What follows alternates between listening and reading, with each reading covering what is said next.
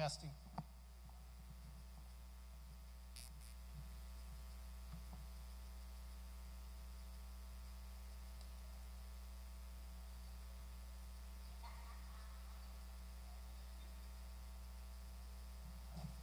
Testing.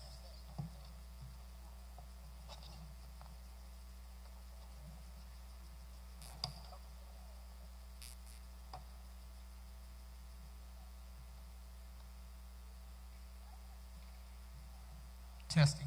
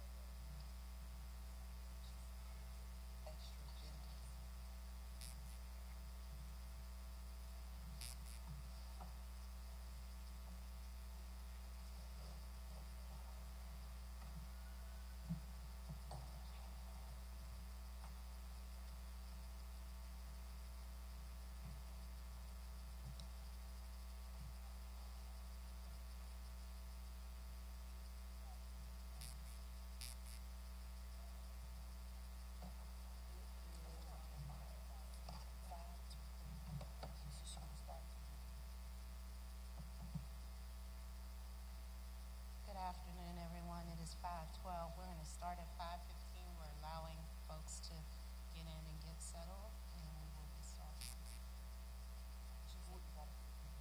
We will be starting in 3 minutes at 5:15.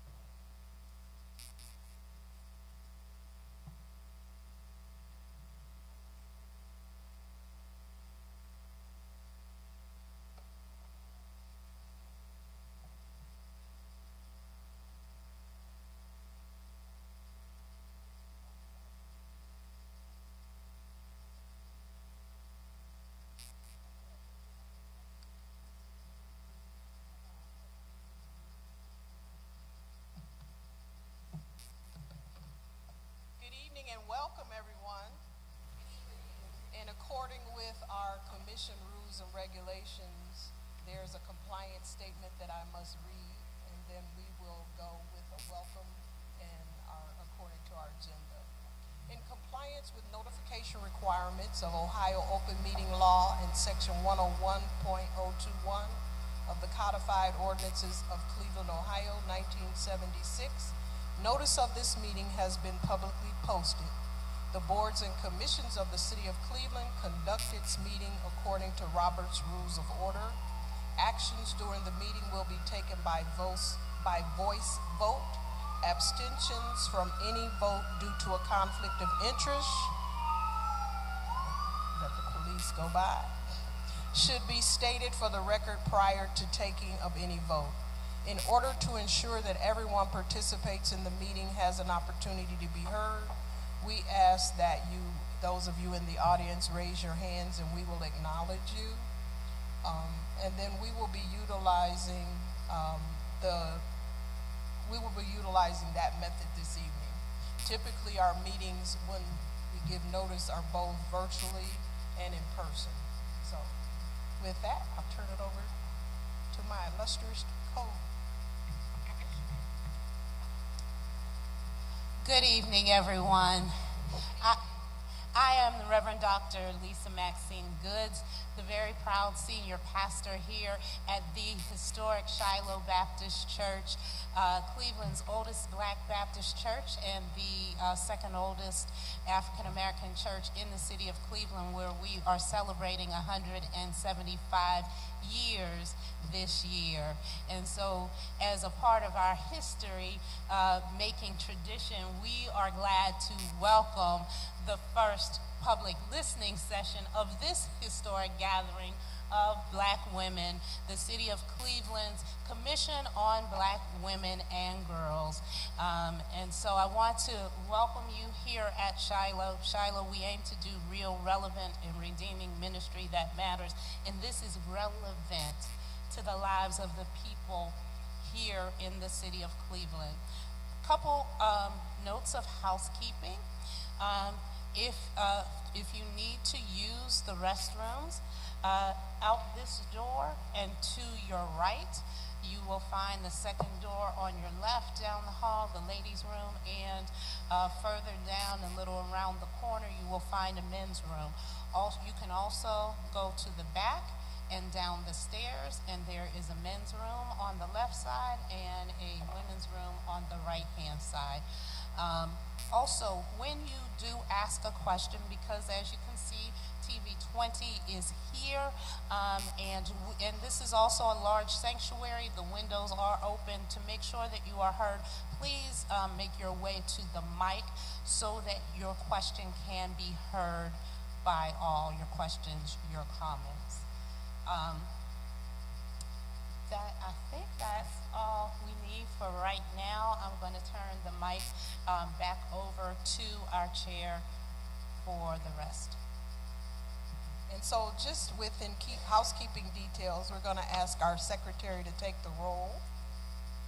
Madam Chair Catherine Hall, here.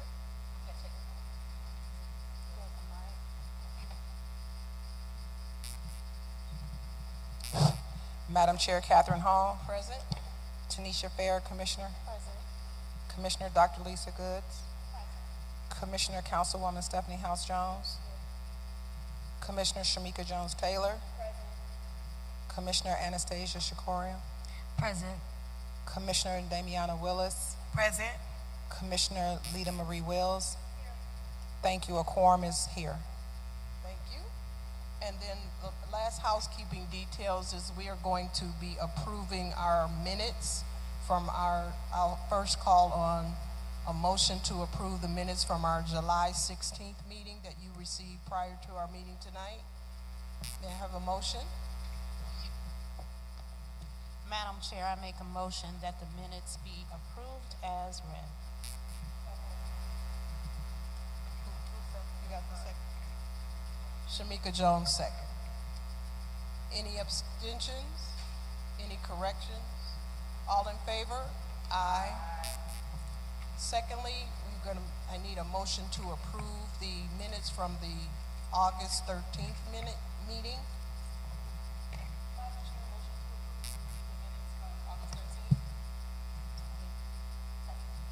And Councilwoman House second. Any abstentions? Any corrections? All in favor? Aye. The minutes pass. The motion for the minutes pass. At this time, we're going to take an opportunity to introduce ourselves to you and tell you who we are, why we are committed to this commission, and what we do in our day job. So just only because I have the mic, and then we're going to go start that way. I am Catherine Hall, and I have the privilege of being the chair for the Black Women and Girls Commission. I am committed to this work because I'm, like you, many of you, sick and tired of hearing our plight as Black women and girls. And I know that as women, we can do better with our own plight. And so I'm happy to be a part of this first commission and just getting this work started. I'm merely the conduit. We are all about collaboration and working together.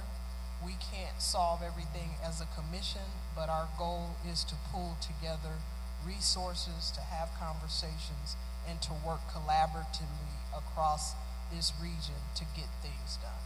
So welcome and thank you. Hi, good evening, everyone. My name is Stephanie House Jones, and I have the honor of being the councilwoman for Cleveland's Ward 7. And I'm just here to be able to, work to listen to the brilliance experience of Black women and girls to ensure that Cleveland is on a brighter pathway, because I know it's in us. Thank you. Thank you. I'm Lita Wills. I am, my role on the commission is I am the mayor's appointee to this body. My role, or as Chairwoman says, my day job, I am the Commissioner of Health Equity and Social Justice at Cleveland Department of Public Health. And I feel very called to this work in honor of myself, in honor of my mother, in honor of my sisters, in honor of every woman in this room, to be a truth teller and to ensure that we are doing the work that is close to the ground in terms of opening doors and making sure that voices are heard and people have an opportunity to help shape their own futures here. Hello everyone, my name is Anastasia Sakaroon. My role on this commission is as the student representative. I was definitely drawn to apply to be a part of this commission as someone who was born and raised here. At the time I was a law student, so definitely just wanting to elevate the unique experiences of minority students as graduate schools and undergraduate schools in the area. As well as my experience as a college guidance counselor prior to law school. So definitely here committed to elevating the concerns from people in that demographic and Black girls and as students. So thank you. Good evening, everyone. My name is Damiana Willis. I'm the executive director and founder of Queen I Am, which is a girl empowerment organization. We work with Black girls all day, every day. And so I've been doing this work for a little bit over 10 years. And I'm here to represent the little Black girls and their voices that sometimes are silent, and for them to understand that they have power as Black girls, so they know they have power as Black women. Hello everybody, I'm Councilwoman Deborah Gray, Ward 4. I am co-counsel commissioner to Stephanie House Jones. Only one council could be for the commissioners, but I am co-counsel to Councilwoman Stephanie House Jones. But I'm here to also to assist with anything that I need with the young ladies and how to move us forward, in the community, to give back. Thank you. And I think at this point, it's appropriate to just stop and acknowledge the two councilwomen whose hard work created this commission. If we could acknowledge Stephanie House Jones and Councilwoman Gray, it's because of their hard work and fortitude that we have a commission. As I said, I am the Reverend Dr. Lisa Maxine Goods, so I'm the senior pastor here at Shiloh Baptist Church. I serve on this commission as the faith community representative to this commission. And it is apropos that I am also the first woman to be called to an established black congregation in the city of Cleveland as a senior pastor. So not only, thank you, not only here at Shiloh, but in the city. And that represents the significant challenges of black women in various fields. And so part of my dissertation research, because I'm also a PhD student in African American preaching and sacred rhetoric, is around womanist trauma-informed rhetoric. And so how we look at the challenges of black women in our sacred conversations. Good evening, everyone. I'm Shamika Jones-Taylor. I am the Chief Operating Officer at St. Martin de Porres High School. I am here serving as a secondary high school representative. I believe in this work because at my core, I believe women are the cornerstone of community. And when your women do better, your community is going to do better. Can you all hear me okay? I'm Tanisha Fair. I'm the Commissioner for Social Services. My regular day job is as a Racial Equity Associate at a think tank called the Center for Community Solutions. So we offer data and research to Health and Human Service agencies, policy leaders, other folks who are looking to do research around health and economics. And my role here on the commission is just to help other black women like myself who, like Chair said, are really tired of seeing the outcomes that we have in the city of Cleveland. I wanted us to do better, so I'm excited to be here with you guys. Good evening, everyone. My name is Eugenia Cash. I am the Secretary of the Black Women and Girls Commission and appointed by the Mayor's Office. My day job is I'm the Director of Social Services for the Prevention, Intervention, and Opportunities Unit in the Mayor's Office of PIO. And I am here because some of the inequities that we are discussing, I am her. And so I want to be a voice and a beacon for the community, and I've been a community advocate for over 41 years. Thank you. Also, there's a suggestion box in the back with index cards. So if you want to write any suggestions for us, please make sure that you fill out that card and put it in the box. Also, we have some resources and information tables downstairs as far as voter registration and some of the services that are offered at Cleveland City Hall. Thank you. And any of you that might be, so my day job, I'm a diversity professional. My day job is Vice President of Diversity for Jack Entertainment. If any of you are interested in learning more about being a commission member and applying, we have all over the building tonight the QR code. We have some additional positions available, and we are currently recruiting additional members. And the QR code also has a link to our website to learn more about what we do. Quickly, I just want to tell folks, people say, well, what does the commission do? So from a charter standpoint, we serve at the capacity of the mayor on matters pertaining to quality of life for black women and girls. We conduct research, public hearings, and issue reports, including quarterly reports to all members of City Council on the status of black women and girls in education, economic development, healthcare, justice, and civil rights. We develop, maintain, and share information and referral services to respond to the needs of black women and girls. We recommend policies, programs, and legislation to ensure equality of rights and opportunities for all women. We solicit grants and contributions on behalf of the City of Cleveland in furthering the purpose of the commission. And then we also, because we serve at the pleasure of the mayor, if he adds any responsibilities, we look at those as well. And so just to reiterate, our commission committees include research, public hearing and listening sessions, education, economic development, healthcare, justice, civil rights, membership, and recruitment. And please understand that in those roles, we represent all women and girls, all black women and girls across Northeast Ohio in every capacity. We're very precise about making sure that when we have these conversations, we are talking about everyone. At this point in time, we're going to turn it over to our councilwoman and her co-chair, and they're going to be handling the flow of the evening. All right, Commissioner. Yeah, so in this time that we have, because this is a listening session, what we would like to do is pose a couple of questions. We have 4 questions for everyone that's here, and we're going to go one at a time, have a question, and we want to just listen and hear from you all. So, Commissioner, would you like to start off? Sure. I feel like I want to stand up. Okay. All right. I'm probably hyperactive is what the problem is. Okay. So we have 4 questions, and it's a listening session. Listening sessions don't work if nobody talks. Okay? So I respect your right to listen as well, to come here and listen to one another, but somebody's going to have to talk for us.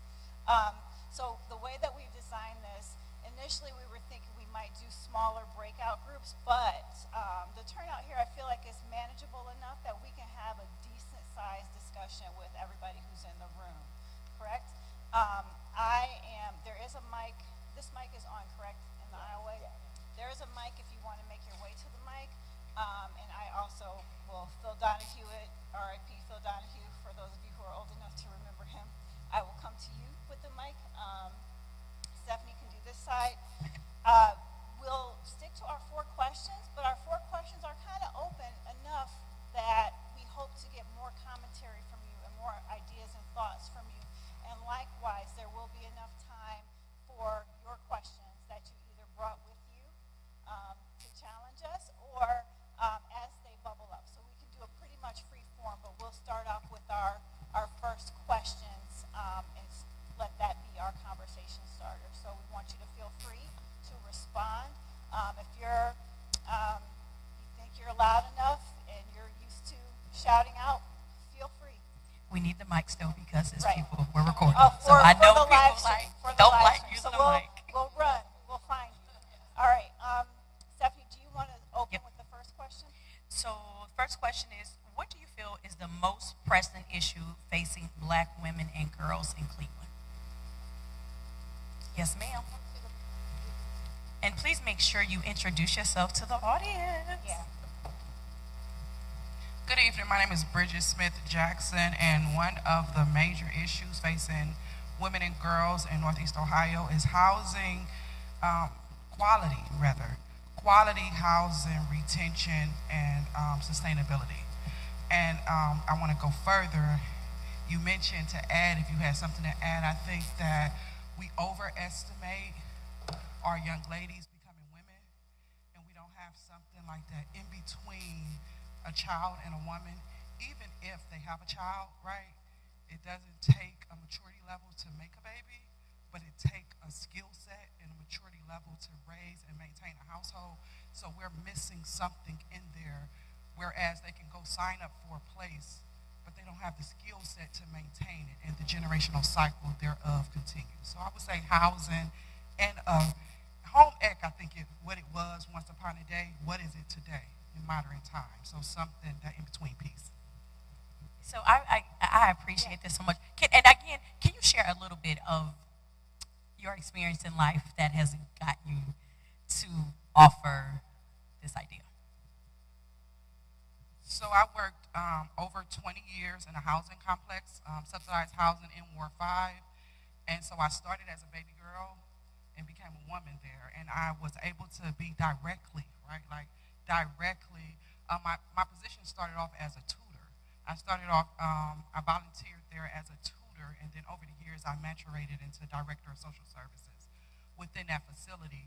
And so I was there with these families, with these women, and I'll just give one example of a 25-year-old who eventually moved away, but her circumstances that she lived in, she moved away with debt that's going to show up again because she didn't have a voice, she didn't have support, she didn't have resources. She moved away with traumas built on return to her original traumas, but the things that they move away with, I don't think that society realizes or allows space for it.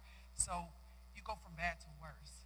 Or you go from, like, I don't know, I can't put my words together in this moment. But again, my experience, my commitment in life has been to show up in areas where I can be a vessel, I can be a support, I can be of assistance to my fellow American. And in most instances, given I'm in subsidized housing, it turns out to be women. Who else wants to add? What do you feel is the most pressing issue facing black women and girls in Cleveland? That look like a hand? Was that a hand?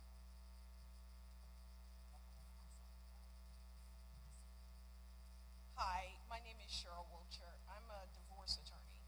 And listening to the young lady talk about housing, it struck me that there are many young women in high school and even younger coming out of college don't know what credit is. They don't understand that they need to start building credit, and when they do have credit, they don't know how to take care of it and maintain good credit in order to have proper housing. The other thing is mental health. I'm finding that a lot of young women don't know about not only their bodies, but they have children and they don't know how to take care of themselves after having children. So that's something that I would like the commission to also consider and look at, engaging young black women in mental health services as soon as possible. Thank you. You had your hand up. Good evening. My name is Jeanette Wright. Hello. Sorry. In addition to what my two sisters said, as I think about the black women in my family and in my neighborhood, I think about things such as wages. Living with a poverty mindset and not understanding how to overcome that. There is definitely a wage issue in the city of Cleveland, and so not being able to have sufficient wages, as well as just knowing where the resources are. So many times we and the black community don't talk about going for counseling, as our divorce attorney talked about. So we don't talk about counseling and mental health, and so trust is a big factor or a big issue in our community, because we don't talk to other people about what we're going on and seeking out that assistance, and then being able to have someone that we can lean on so that we can get out of the situation that we're in. Hello, I'm Lakita Dimes, and I'm a social worker of 20 plus years experience. And every one of you ladies that just spoke have touched on what I want to do with my second part of my career. Is, like she said, housing is a very big issue, because I've worked with children's services, and a lot of the youth were aging out youth, and they were ending up homeless. And that leads to all of these issues they need, like mental health services, learning about credit, learning about how to stop generational traumas. So that is why I do want to work in tackling everything everybody said. So with the group homes that I would like to start is to help with these supportive services. So to touch on every area that you ladies are talking about, even just etiquette. A lot of our young women, you don't know how to apply for jobs, don't know how to seek jobs. Unfortunately, some of them are dependent on, unfortunately, the male population, and are dependent on other unfortunate circumstances.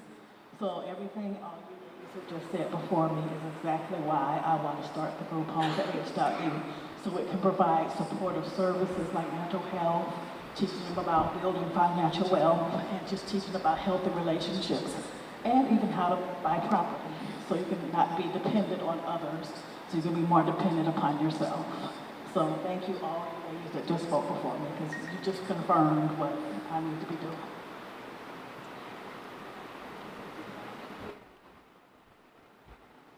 Good evening, everyone. My name is Reverend Kathy Lena-Harris, and I'm the clinical director at the YWCA Greater Cleveland. And I also have oversight at the Norma Hurd Women's Center. And the housing is definitely the hit. And seeing it from the side of inside of the shelter, the women that are now predominantly coming in are much older. We have women there from 18 to 80. And now we have more seniors that are coming in.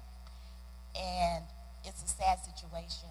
So the housing for our seniors is something that is very important. Everyone either can't afford to go to a nursing home or they don't want to. And we have our mothers and grandmothers living on the streets. The shelter is overcrowded. The women sleep on mats on the floor.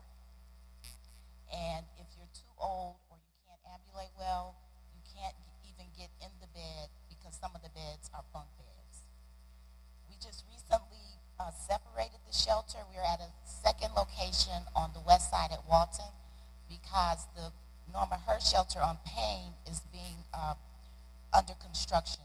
They're making it a little bit larger, and while they're working, like they're doing the construction on our heads.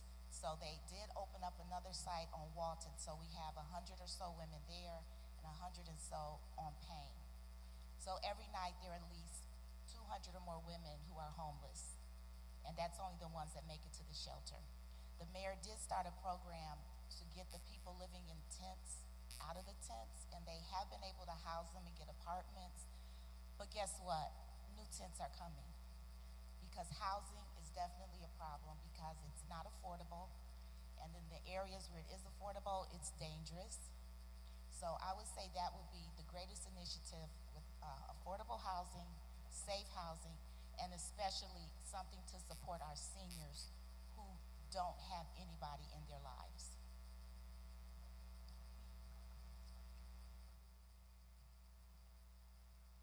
Hello, my name is Emma Robinson. I'm a grandmother, great-grandmother, great-grandmother, great-great-grandmother. And I just briefly want to touch on the situation in the homeless shelters for youth. And I don't think it's a subject that's really touched on. A lot of times we have children that are in the system and what have you. The younger children, I say up to about age 13, are pretty resilient.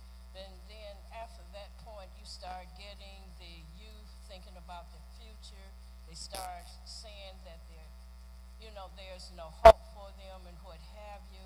You also fast forward, if they do wind up in a foster care situation and they age out, they're automatically on the street without a place to go. And it's very unfortunate. I had a personal experience, where I was contacted, about some family members, could we help them out and what have you. They had aged out the foster system. But that's not fortunate for all youth that reach that age. They have nowhere to go, no resources and what have you. And I think that's a topic that's really has not been touched on, and is something that maybe we could, form something to address, because it's really a pervasive issue. Thank you.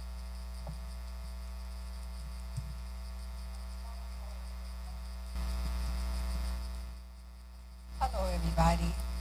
My name is Twyla Norris, and I just want to talk about some things that I did in the past. We used to have a student parent resource center at East Technical High School. Myself and one of my colleagues, and she's no longer in Cleveland, we started it. And we was more concerned about what was going on in school, like there were so many issues going on in school. So we sent a little questionnaire to some of the students, and the main things that they wanted to know was about love, sex, and relationships. Sex with, should I have sex or should I not? Am I pressured? Relationship, how do I have a relationship with my teacher? Things on that nature. These were just simple things. So what we did on lunchtime, this is when the parents could come into the schools. On the lunch periods, we had catered lunch. We brought lunch in, and we had sessions where we could talk about it, and we also brought resources in. That some of the resources that was in the schools that wasn't being utilized. So I think we really did some damage when we did that. And we had brought a lot of other people in, and I think it's still a need for it now because majority of the things that's going on with our young lady is because they don't understand relationships. They don't understand anything, about love. So we really have to, teach them that, or otherwise, they don't have self-worth. They looking for other people to validate them, and when they could learn to validate themselves and learn to love themselves. That's all I have to say.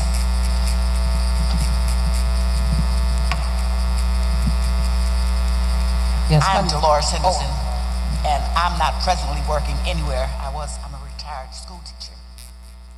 And the last thing you said about love themselves is what I feel. Black girls, black boys, our community, but especially black girls, I think, we start maybe too late. Somewhere in early elementary school, or every time a child gets into a program, even in preschool, I think we need to teach that child, that girl, that she is somebody, that she is lovable, that she is smart, that she can encourage her to be all that she can be. Because I think basically they find their images in the wrong places and set so they don't have goals that they set. But I think if we start early, hopefully gracefully, we start early, we can put in those girls' minds that they are beautiful, that they are loved, that they can accomplish many things if they just work at it. That's all I think to say. I just wanted to piggyback on Emma's comments. Actually, Emma, there is a program here in Cleveland called Community of Hope that is specifically for young adults who have aged out of foster care system.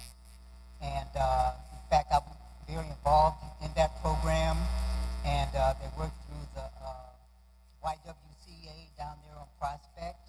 So that is probably an organization that we might need to partner with or bring in a speaker to explain how the program works and how it has been very beneficial. I was in a group of 5 people from different walks of life, and we met with our young lady for a whole year, 1 day a week for a whole year. And in fact, she was 25, but she was still had aged out of foster care, had a child, and couldn't keep a job, and life just wasn't good for her. She didn't have good family support. And for the first time ever, at 27 years old, she had her first birthday party through our group. So just the little things that we think everybody is living through and going through, these children miss out on this in a lot of foster care situations. And I remember many of them saying that this was the first time that they felt like they weren't invisible, that somebody was seeing them and listening to them. And so the organization is called Community of Hope. So it does exist. So we might want to try and connect with that particular organization.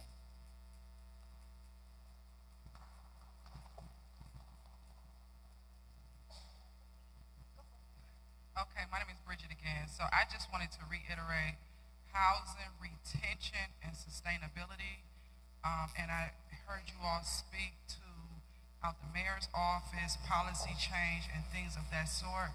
So I want to make sure that it's documented. I see you guys taking notes. That policy hold in CMHA to a standard. I know that there's initiatives out there to hold in these private owners and regular housing to a standard, making sure that people have quality housing. And we need policy and procedure to push and ensure that both private and public owners are maintaining or doing what it says on paper on them beautiful websites that they're doing. Additionally, I have a question for the commission. Is there a social media page and the resources that individuals are sharing, is that available?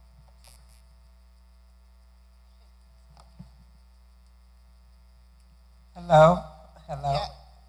Yeah, we did want to address the question here. So yes, we do have a website and we have a social media page. One of the first things that these commissioners did was put together a resource list. We're personally believers that a lot of times people are not assisted because they don't know where to go. So that's a major focus of this commission, is to list resources. And if you go to that page and see that they are not there, if we need to add some or you represent some, let me know before you leave today and we'll make sure that it is on there. You will also see, after we are done with this meeting in the basement, we have set up a resource fair. So there are some resources that are downstairs, but that is also what our suggestion box is for. So there's a suggestion box in the back of the sanctuary. If there are resources you would like us to add, please do note that so that we can make those available for everyone. I'm sorry, I'm trying to charge my phone, so I got to sit close to the plug. My name is Casey Armstrong. I'm the director at the Euclid Public Library. I think you all need somebody from the Cleveland Public Library on your commission. But the question is, what is the one thing? And I think the problem is there is just no one thing, right? All of us as black women, you have multiple things coming at you all the time. Someone was shot, housing disparity, wages, maternal health, mental health. I mean, you just never, I can't think of a day as a black woman growing up in the city of Cleveland. It's like your day can start off joyous, and then by the end of the day, you've gotten some sad news, right? So I think that's the problem, is like, how do you prioritize and try to figure out where to put your energies and focus, especially when many of us have gotten to a certain level in our careers, or I misspeak, we've earned a certain amount of money, but that money is going quickly, right? When you're trying to help your aunt, or the lady who was talking about, we have moms in homeless shelters, so a lot of times we're so extended trying to help, trying to keep pushing the dial forward, trying to help our churches. This is a beautiful, beautiful church, by the way, but I'm saying, like, you all need help. You need donations. You need support. So I would say that's the number one issue. It's too many issues, and, where do you get started? And I would hope our library had done some work with the Center for Community Solutions. I think that's the name of it. They've been around for more than 100 years, I think. So I'm hoping that maybe this commission can partner with them because they do a lot of research. They've done a lot of research on poverty. And I remember asking them, like, what works? Like, what really works to help lift people out of poverty, keep them stable? And the response was universal basic income. And I know a lot of cities are piloting programs where they offer a universal basic income. So that's my 2 cents.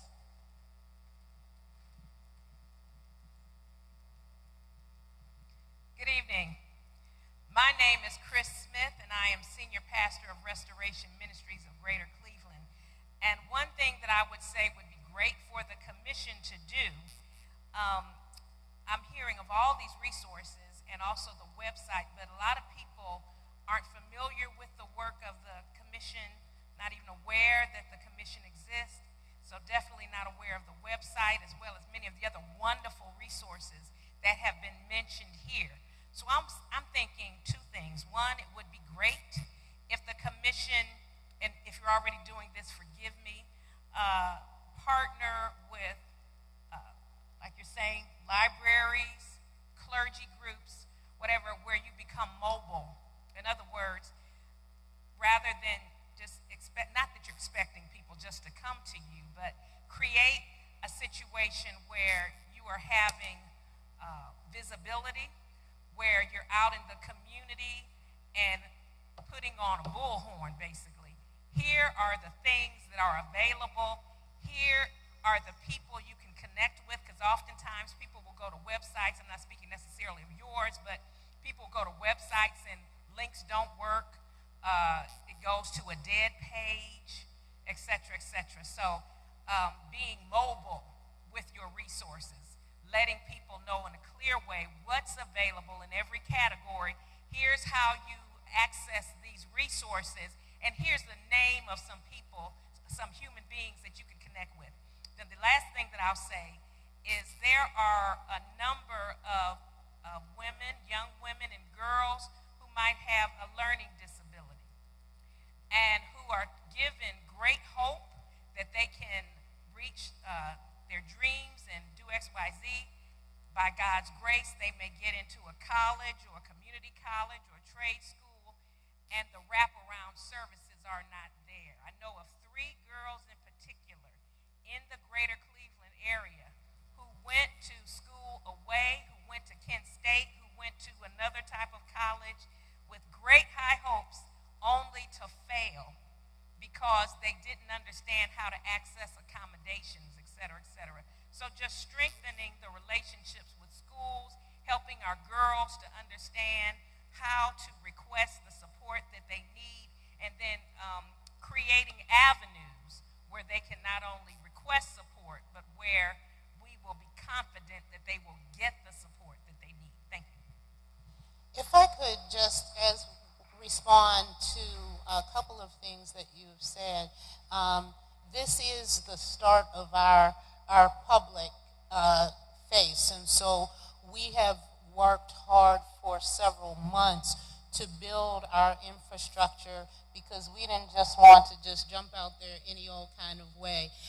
But we were also very intentional in wanting to not do things at people, but to do things with people. And so this is the first of a series of listening sessions because we want to do what you want us to do, not like some people tend to do, is I make assumptions on what you need and I throw stuff at you. And so this commission is very intentional in that. Also intentional in our makeup because we do have people who are dealing with our young girls. We do have college students. We do have educators who are a part of this. I am the faith community representative. We have business and we have healthcare. We have a doctor who is on our commission. We are looking for specifically high school students to be a part of this commission. And so we do have those positions available because we do want to do exactly what you're saying, to reach out to all of those constituencies, and women in union is another position that we are looking at. But hearing those voices, and the last thing I will say is in dealing with our young girls, you mentioned the accommodations and the learning disabilities. This commission, we have been very intentional in our qualifications for young ladies who would like to come aboard, that we wanted to make sure that we were not being elitist. It doesn't have to be the honor roll student. It does not have to be the student that speaks the best, but it is someone who is interested in bettering herself, bettering her community, and just open to learning and to being a part where we can also serve as mentors for those young ladies as we are also hearing their voices and allowing them to represent their communities. And I would just add another caveat to this. We are the commission, but as part of the commission, those items that I told you we were responsible for, we will be putting together community partnerships and committees. So we're hoping that those committees represent actual people who are in need of certain services represented on those committees. And so there'll be an opportunity for the community at large to participate in those too. And thank you for reiterating that we need to communicate. We've been real intentional, and you'd be proud of us because we push ourselves. What's missing? What voice is missing? Who's missing? What problem is missing? What solution do we need to replicate? Thank you. push ourselves and push the city. So this is the beginning of pushing the city. We can only do, like you, and I like what you said, we are doing what you want us to do. And we're committed to making sure that there are some solutions and that the numbers and the situations change. Councilwoman, do you want to, after this one, move to the next question? Okay. Hi, my name is Joanne Hall, and I appreciate this meeting, and thank you so much. This is long overdue, so I'm glad it is being addressed. I think for the city of Cleveland in general, we need to look at those social determinants of health. You know, food, housing, education, you know, those things affect black women. And due to sexism and racism that black women face both, I think this city has not lived up to, you know, the women built Cleveland. You know, black women are at the heart of building this city and built Cleveland, and they have not given the recognition and the appreciation and have not been seen in all areas. There's not one area that black women have been given their due in terms of, and so I think that affects people. We're also looking at sexism in terms of trafficking, in terms of health, in terms of lots of different things. And Bridget Smith-Jackson started a program. We're doing community case management, and there was a group that got started out of that, and that group has been very effective. And a lot of people in here have been associated with that group, has been very effective in reaching the community, changing the trajectory of many black women's lives, and we will continue to do that and continue to work in that direction. But I'm looking forward to great things. I'm going to hold you accountable, and I'm going to help in any way that I can. Thank you. Awesome. So that is an excellent segue to our second question, which we were going there as a group. We were getting there. The second question to respond to is, what are your thoughts about the state of health and health care for black women and girls in Cleveland? The state of health and health care for black women and girls in Cleveland. Thoughts?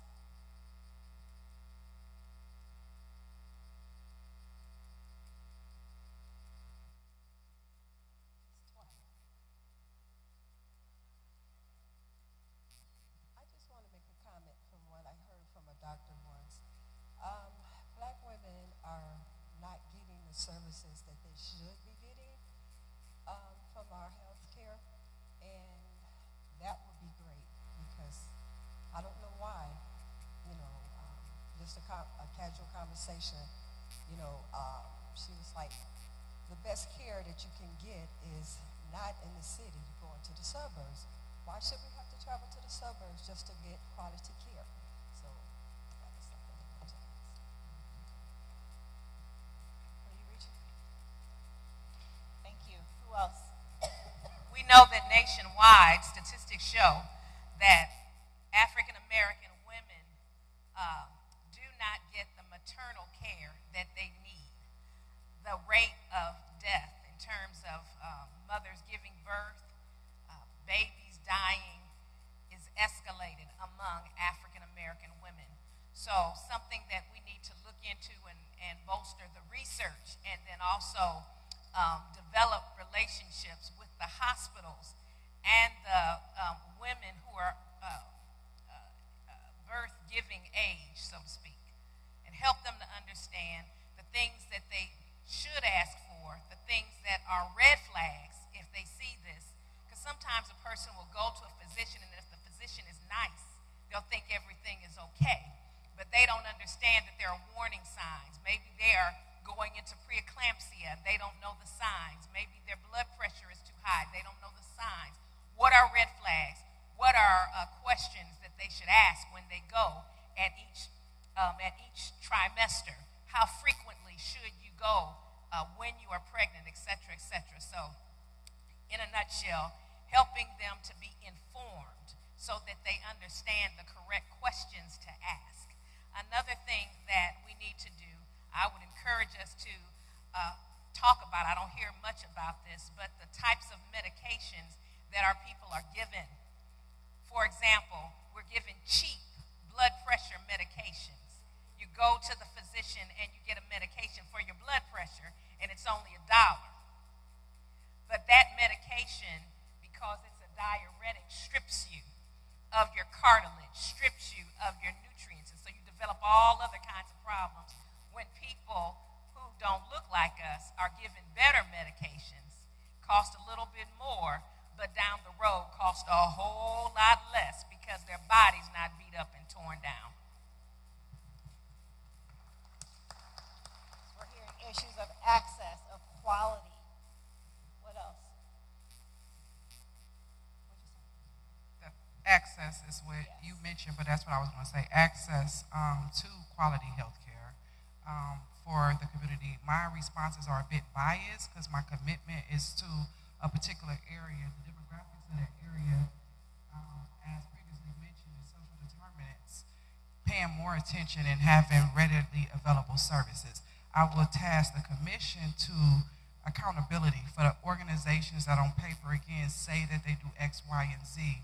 How can we put in some things of accountability so to ensure it's beautiful to have UH Women Maternity Center on 55th, but are they providing quality services to the individuals that are going to that space and who's holding them to that standard so to ensure that we are, in fact, in quality care.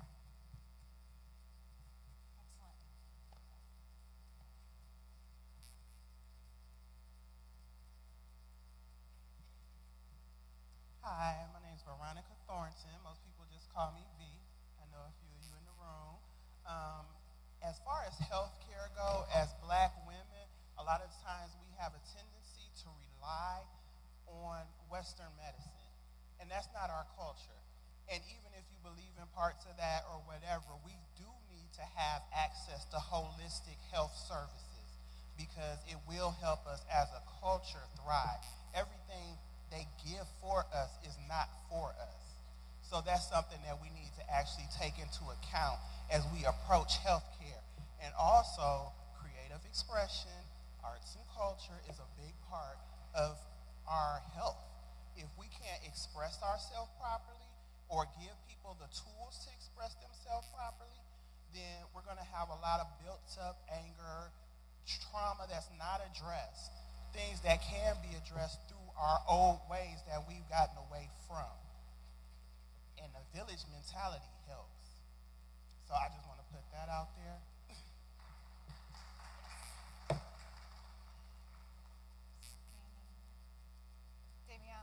Okay, so I was going to say I definitely agree with access, but also education.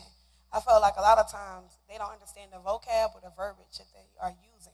So they're just shaking their head like, okay, but they're not understanding anything that they're saying.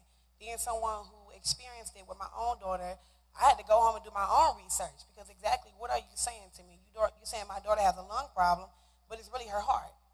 So just being able to do your own research by having access to education and also not feeling, a lot of times I feel like the young people that we work with, they don't feel like they are enough or they are even in the space to ask those questions. But they are going through these series. When she said expression, they are going through things, but they can't put their finger on exactly what it is. In some communities, well, you can't say, you can't talk about suicide, can't talk about those things, you're going crazy. But now being able to understand that they are young people who are having big emotions and not knowing how to express it and put names to it and feeling comfortable to express it, but also knowing not having the vocab. And it's generational, so it's not just them, but their parents as well, not having the proper word and language to say exactly what this is and what this is not. So I think that was something that we will love to do as a commission, to being able to provide resources around vocab. They get this really big word, and they're just like, okay, but not knowing exactly what that means and the effect, especially the young girls we serve. And we have girls as young as 12 or 13 talking about birth control because they're getting that young talking about sex. And so being able to understand that these things have many many effects on your body, but that's just what you are known and people are saying to do, but having a proper language and being able to have the resources to look it up and understand exactly what they are being told.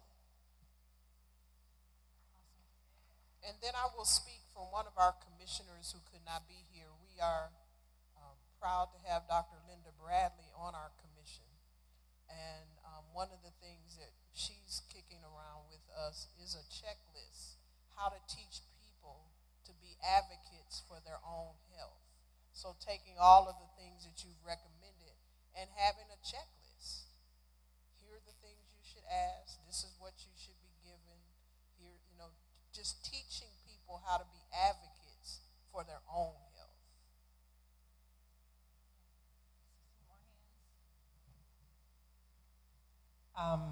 When they extended the health care provision to allow parents to keep their children on health insurance until 26, I think that was a great thing. However, I think it needs to be expanded a little bit more because unfortunately a lot of our young people just, maybe back in the day, a lot of folks got married at 20, 21 and had kids and they was able to buy a house by the time they was 25.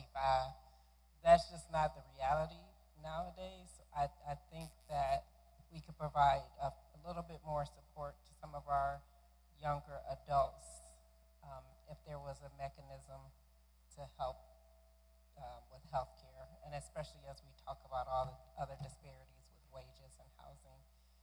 If you can't, your priority is going to be to pay your rent first.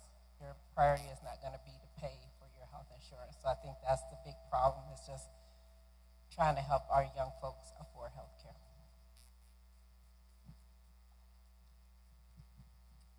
I also wanted to add that there was a conversation a few weeks ago or something I heard on the news, and it talked about the dwindling number of physicians available. And so when you go to schedule an appointment, you know, sometimes we're talking about 6 months out, 9 months out.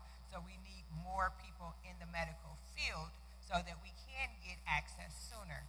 The other thing is we have to consider is that we have to consider the insurance companies. Insurance companies set the standards that doctors work by. You know, I recall if I had a problem, I could go to a different doctor. Now I have to wait for my primary care for 6 months to give me a referral to the next doctor who needs another 6 months. In the meantime, I'm in pain. I'm having issues. This is continuing to become worse. When I go to this doctor, they're not quite sure. They need me to come back again. And then they need me to come back one more time. Well, based on what they think is wrong with me, they can't figure it out. So they say, you know what? It's okay. You're okay. You'll be okay. Go home and deal with it. And I can tell my own personal stories where I have been near death before they figured out what was wrong with me, because they kept saying there was nothing wrong with me, but because now I'm learning to continue to, to advocate for my own health, I'm saying that's not sufficient. Your answer is not enough. But what I have to do when I do that is I have to fight my insurance company to get them to allow these services to be given to me. Otherwise, I have to pay for this. If I don't pay for this, this then becomes a credit issue. So now we're going back to credit. We're going back to housing. We're going back to income. But we also need to make sure, again, that we are holding the insurance companies responsible and making sure that there is ways that they can also help us in this fight.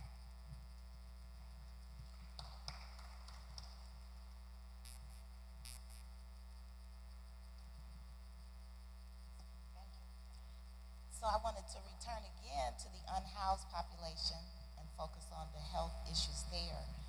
The position that I'm in, I will be there a year tomorrow. And one of the first things I noticed was the continual and persistent use of EMS to address medical issues. My neck, my back, my cold, and they were calling EMS. EMS was rolling up to the shelter at least 10 or 12 times per day, zipping these women to the hospital, emergency rooms for small issues. So the major issue for me became, how can I get them to get on board with their own self-care and to make relationships with the medical community where they have medical homes, where you have your own doctor, where you know where to go, where you know what to do in a crisis, how to make an appointment. But because you're living on the streets, those things are not at the top of your list. Then another issue was, even if we would get them to the hospital or whatever, following up with your prescriptions. And let's face it, as black women, don't we put ourselves second? I was trying to be nice saying second, right? But we put others ahead of us, and we get so used to functioning in pain or depressed till it becomes normal, and we don't get to the doctor until it's a tragedy. You know, so another part of it is teaching women to value ourselves. I deserve good health. I deserve it to be well. And yes, I'm going to get this prescription. Yes, I need my refill because I'm important. I matter. And with the unhoused population, that is the mentality. And then also, let's face it, pills, something to drink, right? So then there's that. So making the insurance accessible for them, and we do have those resources at the shelter where they come in and get signed up for their resources. The Metro Health bus comes once a week where the ladies can get on the bus and get treated. Care Alliance comes and does a clinic. And in the year that I've been here, the EMS has dropped drastically, as well as I've identified a person to work on the staff to specifically only handle health issues and follow up. Did somebody need an appointment? Does somebody need a prescription? Go pick it up, because she's not going to go get it. So just working to make sure black women and girls know that your health is important, your body is beautiful and worth you to take care of it, and to reach out and get all the resources you need so you can stay here and live a quality life. So hard to just listen.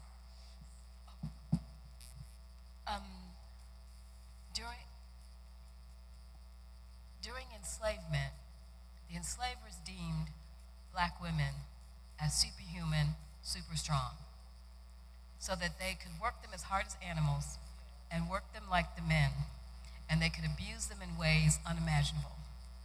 That bias that black women have this superpower, super strong, continues in today, particularly in the medical field, where you're not in that much pain, it's not hurting you that much, why are you still complaining? And Project Noir here in Cleveland did a research project, and this was one area that really came out high, the medical area. They've done another one that finished in the spring. I don't know if the results of that are out yet, but society still has this image of black women as they can take it, they can do it. And that's why black girls are punished more than any other, white boys, black boys, because there's this idea that they're age, that they're older than their age. They have an attitude. They have this because of this image that's carried on from enslavement for African American women. And we need to really intervene that, and we really need to contradict that, because we have a right to our humanity too. You asked about the not knowing whether the results for the new Project Noir is out. So in our next meeting, we'll make sure to get the data. I just don't know. I'm going to be looking for it as you continue to talk. But we've invited them to come in and give us an overview of that current project. And so we'll be working with them and others that are doing research, including several people on our panel. Madam Chair, if I might, I'm on their board, Enlightened Solutions. It's going to launch October 1st. So if you all look for that, that's when it'll be coming out. Next question, you think? I think we could probably do the third and fourth question as a two-parter. Don't you think? All right. So the next set of questions, we'll just do it as one question with two parts. Feel free to answer both parts or just one. Number one, what is your vision for how this commission can be effective? Followed up with, who do you think is missing from the table? I know I heard a couple of suggestions already. So how do you think we can be effective as a commission? And who do you think is missing? Who needs to be at this table with us?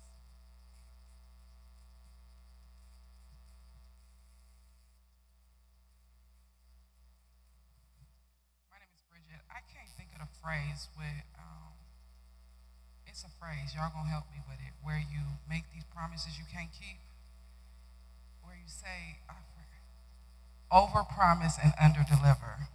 Is that to be effective, let's be realistic. I think Ms. Hall did a wonderful job in speaking like, we gonna change the world, right? As women, like making sure that you guys don't show up and give us unrealistic expectations. And that we prioritize, or you all prioritize, what you're going to work on. And if it's only one thing to see it through, then so be it, but not to overextend and we get the minimal as we've always had. Just to add to that, Rich is going to be my new best friend. To make your goals smart, specific, measurable, attainable, reliable, and time-oriented or timed. So therefore you can know that you're doing something. You know, a lot of times we talk about antidotes or we talk about we've done this, but we don't have anything where we can produce. So you're setting a goal that we're going to help 15 women, that we're going to help 2 women, whatever that is, at least you can show that you have met that goal and you can continue on. So that is one of the things that I think that you could do to ensure that you're successful in this. And then, you know, as your success goes, then there's other people who will continue to want to be a part of what you're doing and to help to undergird you in that. Yes, hi, my name is Bianca, and if I could see one thing or one person at the table, I think community health workers being at the table. Recently, just getting my certification and being a nonprofit, I realized how valuable the CHWs are, but how underused and underserved they are in our communities. So I think that would be a great aspect. Hey, hello. I think one of the questions should be is where can we be more effective at? You guys got a good plan, and it seems like you have a great heart. And for me, it always in the school because you have the majority of the students, females, are in school. The second place is in the church of worship, is where the women are and the children. So if there could be any type of program on a daily basis, like especially like in school, like I gave an example for the lunch, you know, where you could better reach the audience of the teenagers girls.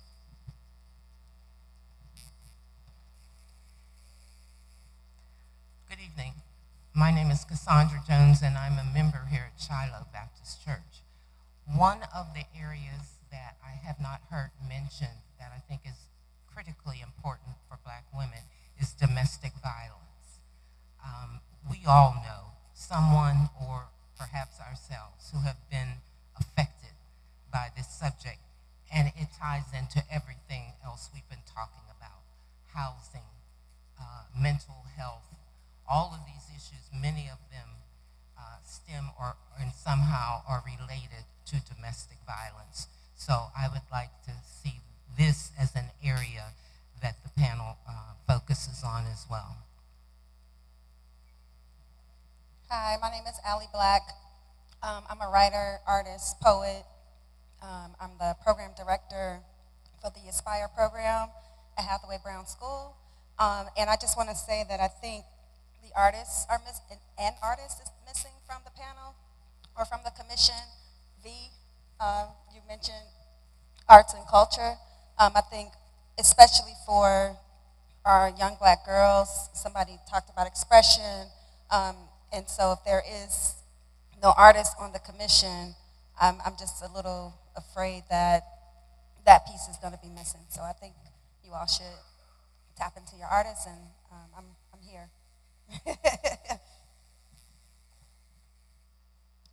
Hello, everyone. So I just wanted to speak on something that I think maybe the commission could focus on. It's been touched on in a few different aspects here, but I just wanted to kind of flesh it out. I think that something that a lot of us lack just in the modern era is third spaces, places where we can literally just gather, where black women just are around each other, where we can meet each other intergenerationally, whether it's mentorship, friendship, meeting somebody you haven't seen in years. And I feel like this commission could kind of become a core base for that, where, even if people are coming in and out of these meetings and there's kind of a revolving door, that there's some sort of base for us to kind of revolve around. And I think that's something that's generally missing in a lot of spaces where, at least I'm a young black woman in Cleveland, I'm a transplant, I'm from Columbus, and something that I've struggled with in the city is finding black women mentorship that's not just professional. So whether it's spiritual, personal, anything like that, is something that I think is lacking for a lot of us. So if this commission could become kind of a home base for us, where you can, bring your daughter on Wednesday nights, and I can bring friends from law school, and, just anyone can come here who's a black woman and know that this is a place that we can be at, I think that would be really valuable. I would say voter education.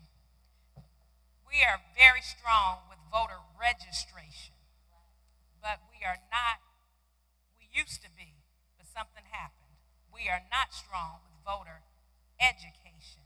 And so the majority of things that have been discussed tonight, people need to be clear that depending upon who your representatives are, who your governor is, who your president is, will impact all of these things. We are in voting season.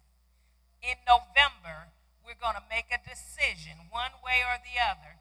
And so I believe that an urgent matter that the commission can engage in is helping people to understand the issues that are on the ballot, helping them to understand. I'm not telling you to tell people who to vote for, but help them to understand who is running and who look at the things that their platforms say, and then make a determination based on that, who will serve your best interest. Because no matter who the president is, because just like we don't have home economics, we don't have civics anymore, and that's by design. People don't understand that even if you vote in a president, happens to be a black woman, if she does not have a majority and a big majority in the House and the Senate, her hands will be tied. And then people in our community will say, well, she didn't do nothing. So we need voter education. Voter education. Voter education. Thank you. And can I, as we pass the mic, do a selfless plug that on Thursday we will have a session here at 6 o'clock, voter education on Project 2025. Because you are right, we need to know what is on the ballot, so come out, bring other people out, and we will have people here to discuss that issue. Will that be streamed? Can we check on your Facebook page? We are working on that. Okay. So yeah, it probably will be. Yes, that would be helpful. Thank you. I'd like to comment on what I would like to see from the commission. So you know how whenever there's some crisis in the community, a social issue, and all of the clergy leaders show up, there's a press conference, there's a voice. I would like to see the commission, every time in our community a black woman is raped, comes up missing, someone is evicted, or whatever injustice is happening to a black woman and a black girl, the commission's mouth is open. That we will be speaking, that holding press conferences, and be the voice for women in Cleveland. And when they hear the name Commission of the Black Women and Girls coming, they know that there's fire behind it, because women need a voice. We got seats at the table, but then they don't let you talk. So now this can be our voice. We get our own table. That's another thing. They won't invite you to the table. You make your own table. But now that we have a table, we got to have a voice, and a voice in the community, so they know we're not playing and they can't play with us. Hi, I would like to offer a comment. My name is Anastasia again. A comment from an online streamer. A streamer who texted, and they said they love everything everyone was saying. Obviously, we have a lot of serious issues, but also what we need is just more fun topics to focus around the younger women and girls, just to be more uplifting. So again, finding ways we can increase more joyous, fun activities. And the second thing they mentioned, to piggyback off what you said, ma'am, just about, just to piggyback off of what you were saying about civic education, just as we can try to see if we can use this election as a way, as a jump off point for more, to be more of an advocate for women and women in politics and things like that. So thank you. And thanks for bringing that to our attention, and shout out to all of you that are joining us. And thanks for joining us this evening, and we want you to stay engaged as well. We also make sure to have our monthly meetings live streamed so that people can participate in those, because we know everyone can't come out all the time.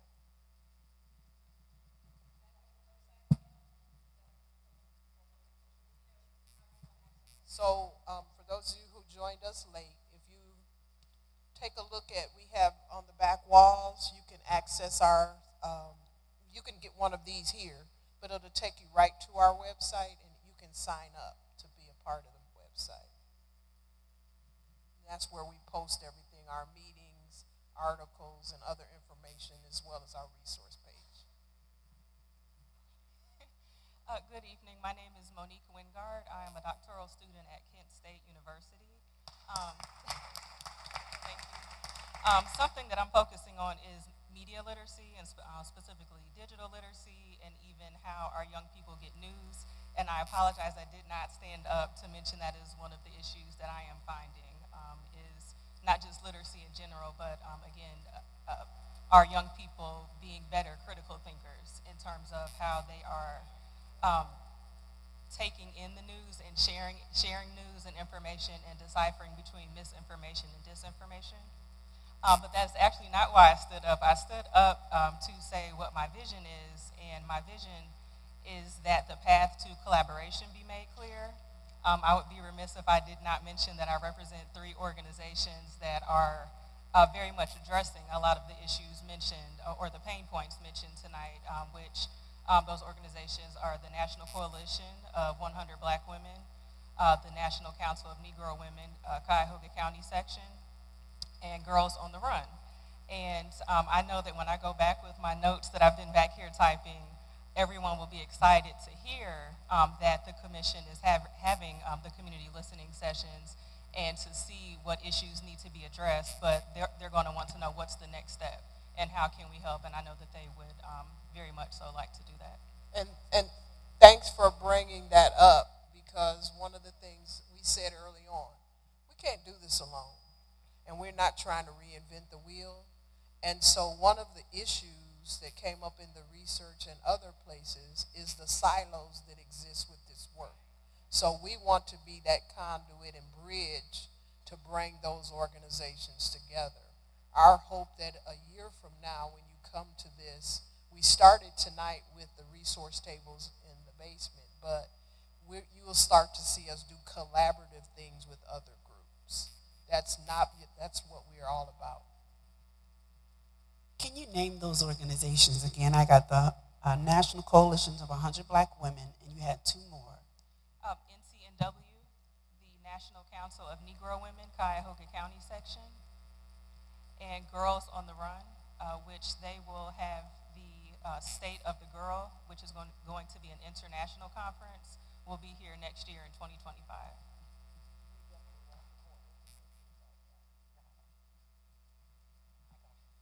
Thank you again. Once again, my name is Bianca, and I didn't introduce myself fully. I am the founder of Motivated and Empowered, Inc. Our organization started 14 years ago, really focusing on empowering the young girls in our community, and we have scaled into a full family service for girls and women. I do as well represent NCNW, but I also sit on the advisory board for Children and Family Services. And one of the things that I see and I would like to see happen is respite care. We are seeing a thing where people, when they hear respite, they think foster care. They think children who are in foster care who needs to be placed, or they're acting out in foster care. But one thing that Cuyahoga County is seeing on a rise right now is our youth being displaced and dropped off at Jane Etna Hunter building. And we're seeing it because maybe mom got into it with their daughter, or mom doesn't have a village like we used to have, and she's tired. And she doesn't want to get rid of her children, but she needs a break. And that then leads to them either being dropped off at the hospital. So I get calls in the middle of the night, Ms. Crawford, can you come to Euclid? We have 14, or we have 5, or we have 2 girls here, and we don't have where to place them. And then we get to take them in intake, but then once you get to intake is saying, hey, I don't have a place to put these kids for the night. So one of our missions for us right now is respite care, where we can create that atmosphere. Okay, bring the child here for the night. Bring the girl here. Tomorrow we'll bring a case manager and a counselor in. We'll do an assessment and see where we need to make that referral. Is it Children Family Services? Is it Family First, where we can give them some resources, like really understanding that? And then the other thing is youth mental health in school. The children are getting to school, and we can't focus on education. And we're getting to the point where behavioral health and mental health is taking over the school atmosphere. And our teachers are tired, and we're like, oh, they're not doing their job. Well, they can't do their job because they're focused on mental health and they're focused on behavioral health. And unfortunately, we service 32 schools right now, but that is our capacity at the moment. And we're getting so many calls that say, Ms. Crawford, but can you do it for free? Ms. Crawford, can you do that? And right now, even CMS is saying we don't have ESSER dollars anymore. We don't have the money to bring you in to do tier 1, tier 2, tier 3 services. So my vision is if we can really wrap around those services around our girls and really support them in that mental, emotional, and behavioral health, so then they can get the education that they need, and that will help them. So that would be my vision as well.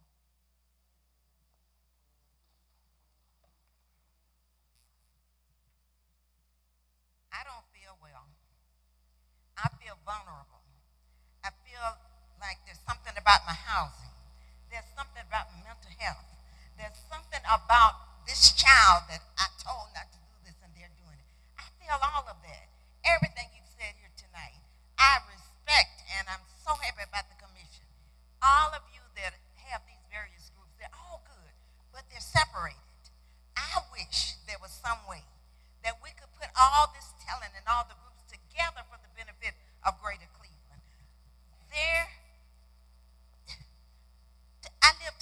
Suppose I live 2 streets over. Who's going to come to me? Who is trained to say, you need this? Think about your health care. Do this and do that. Who's going to do that? Who's going to follow up to see that it's done?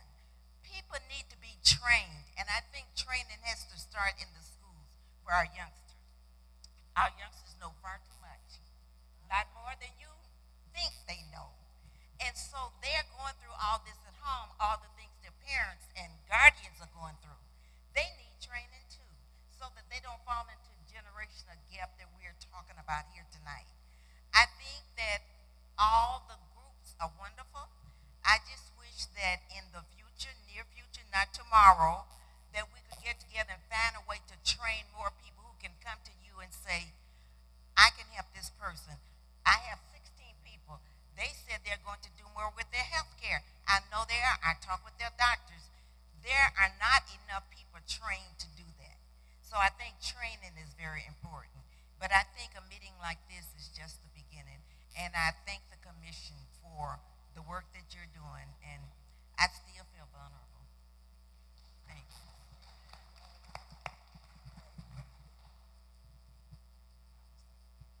Okay, my vision for the commission. Sisterhood, I want to see sisterhood. Lead by example. I don't want to talk about nobody, but we see the commission start some years ago, and if you see them now, it's horrible. What's being shown on TV and how the discord that's happened amongst them, the safety commission, the police commission. But we don't want to see that or anything like that, and we holding yourself to a standard, a high standard in any event that you can't maintain that standard, removing yourself or staying in the closet, however that happens. Don't be bought. I do understand we got some political figures on there, but I hope we can separate church and state and keep it separate and show up for the people and not the politicians to the best of our ability. And to keep an ear to the people, keep an ear to real issues, and just because it's your experience don't mean it's not going on. So being open and receptive to what's going on, to communities and pockets of the world that you're not a part of. I'm sorry. And to the voter education and registration, we have created a civic engagement collaborative, and we have set out to meet people where they are, as opposed doing something a little different than what's typically done. We got a meet in here or a meet in there. We're showing up in spaces where the conversation don't ordinarily happen. We initially started at Your Place in Mind on 55th.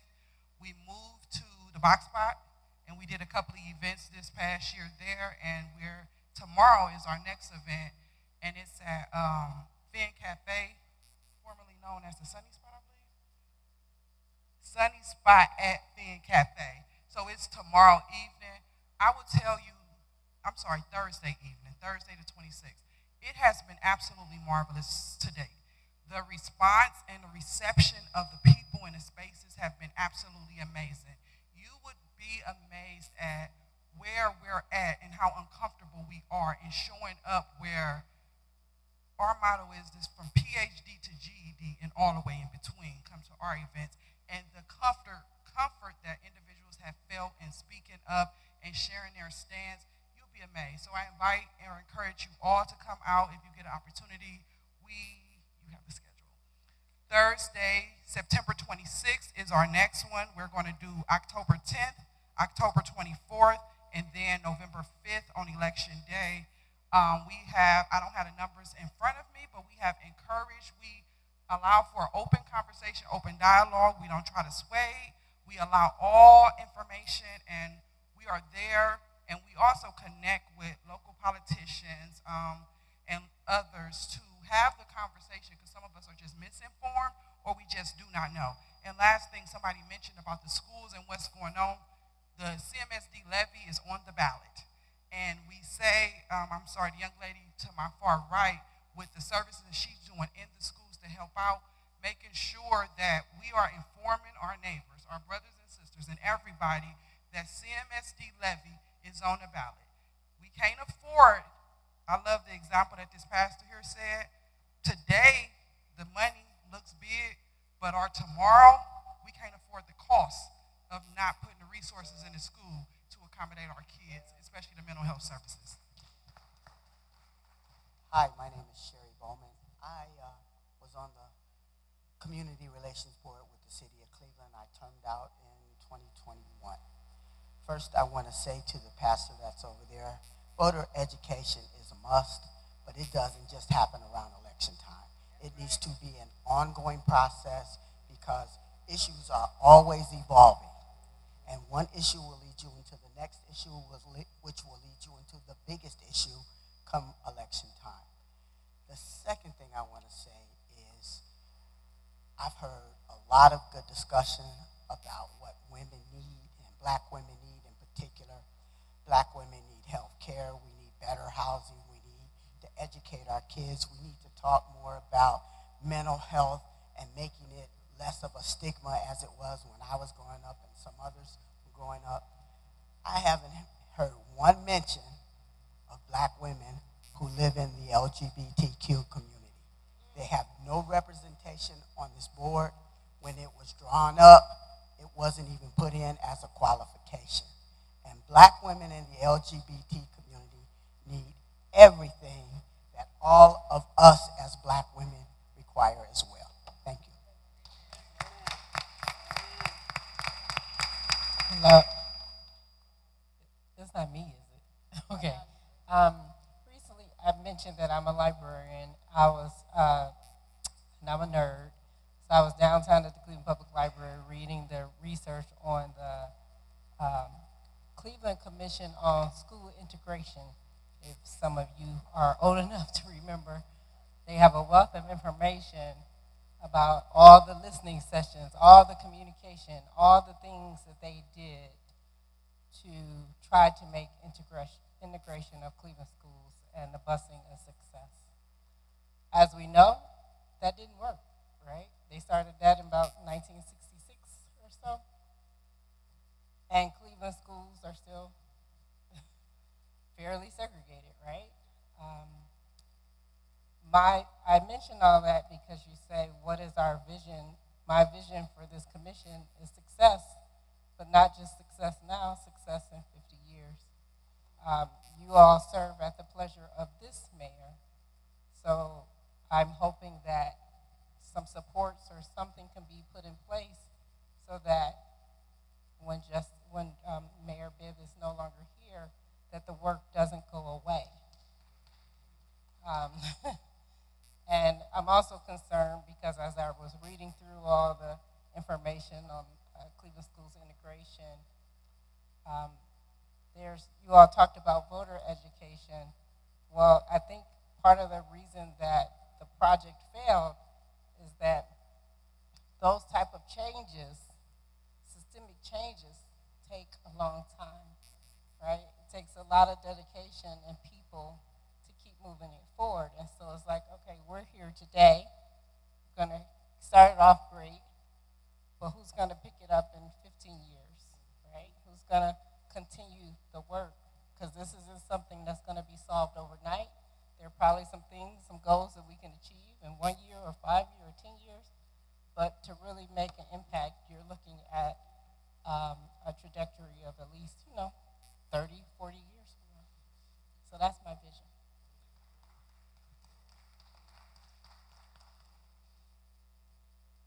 Councilwoman, what do you think?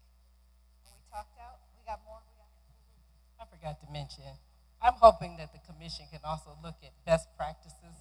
There has to be some other commissions that were successful. Please, let's not all reinvent the wheel. If there are things that we can learn from other City of Cleveland commissions that really work well that we can incorporate into the work here, I think we need to bring those ideas forth. Thank you. We want to thank everyone for all of your comments and feedback. I do know as we prepare to wrap up that we have our resource fair downstairs, and so many of those organizations are downstairs and are eagerly awaiting to see you. And so we do want to honor their time as well. We also have around the building in the back, we have posted pads, and there are also sticky notes that you can post any additional comments, ideas on those sticky pads. Also, the suggestion box in the back. So I know there are things that come up afterwards that you think about. We want to encourage you to put those on the pads in the back or in the suggestion box so that we can continue to follow up on everything that has been said. And if you had a suggestion, like the young woman who was talking about the Commission on Integration, School Integration in the City of Cleveland, if you would mind just sharing that resource with us. I know we probably can find it, but if it's readily available, if you can share it, and that was for everyone, if you all can make sure that you send that to us, it would be greatly, greatly important. There is something about history that I think is vitally important, and I will tell you, the Shirley Chisholm book, it's a very good one, but one of the things she mentioned is that usually the creation of commissions are where things go to die, and we just cannot afford to have this commission be something just for namesake, bells and whistles. We actually have to get some things done. So again, thank you all so much for joining us. And let's give our two commissioners who have served as leaders for this portion a round of applause.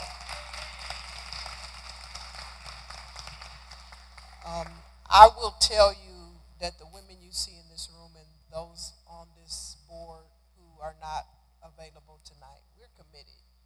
I don't waste my time.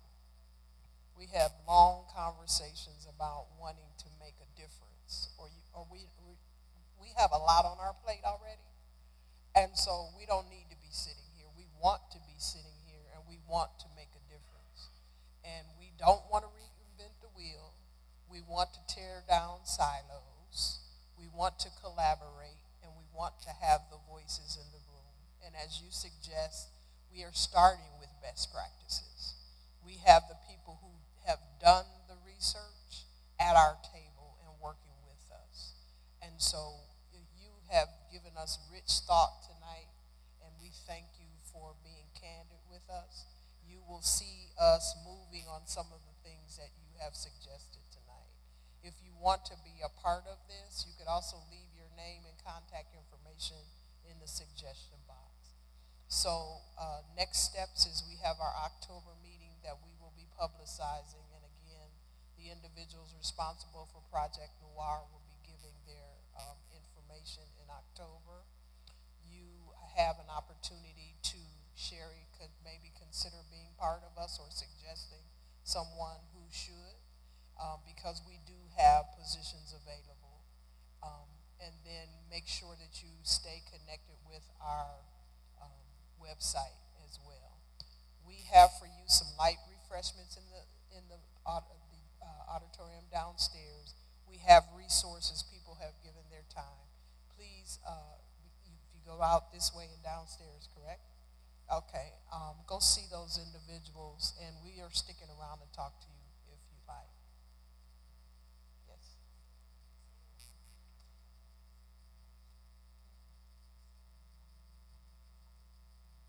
So those of you who are online, if you go to our website, you can send information. I'm going to also give you my email address for those of you. I'm going to give you my personal one because I don't have, no, can't give you my personal one.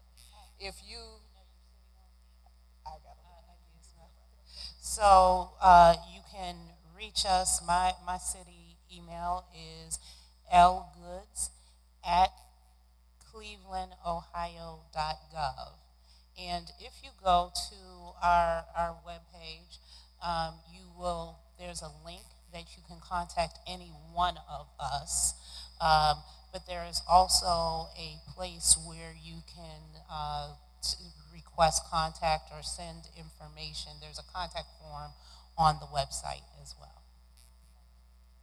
I didn't want to give the wrong one, so thank you for that. So thank you for your participation. It's not over. Go down and get some refreshments. We have some water as well and some resources. People are lugging in information for you, so please access that. And motion to adjourn the meeting at 6:52. They have a second? Second. All in favor? Aye. Thank you very much.